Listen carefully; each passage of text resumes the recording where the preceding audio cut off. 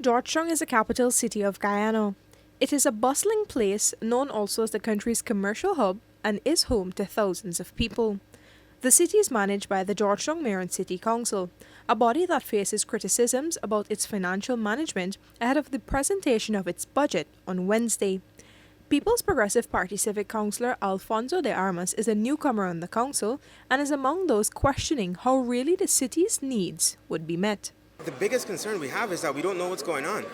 We don't know what's going on. The law provides for certain things that certain things need to be done by certain dates. So, for instance, that the budget, that the estimates need to be presented to council or by council on November 15th of the previous year.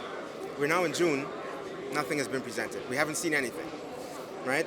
Also, we're supposed to have, the council is supposed to have published an account of how the money was managed last year by March 31st. We haven't seen anything. So really, as councillors, the policy-making arm of the city, we are called to make decisions at almost every statutory meeting, and we have no idea how the decisions that we make are going to impact the financial status of the city. Concerns have been raised by his PPP colleagues too, but the situation at the Partnership for National Unity majority-led council seems to persist year after year.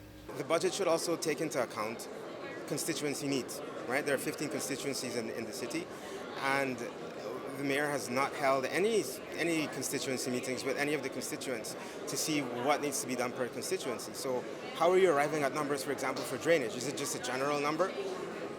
Constituency 1, for example, that's Kingston. Exactly how much money is going to be spent on constituency 1 drainage? I'm just using that as an example. Constituency 12, because there's been no meetings and there's been no real consultation process with city councillors from either side of the divide, as far as I'm aware. I could be wrong, but as far as I'm aware.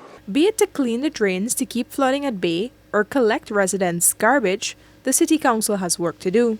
As such, De Armas emphasizes that a proper budget is needed. The city needs a budget for it to run. Statutorily, it needs a budget for money to be spent. So in that regard, yes, I'll support a budget.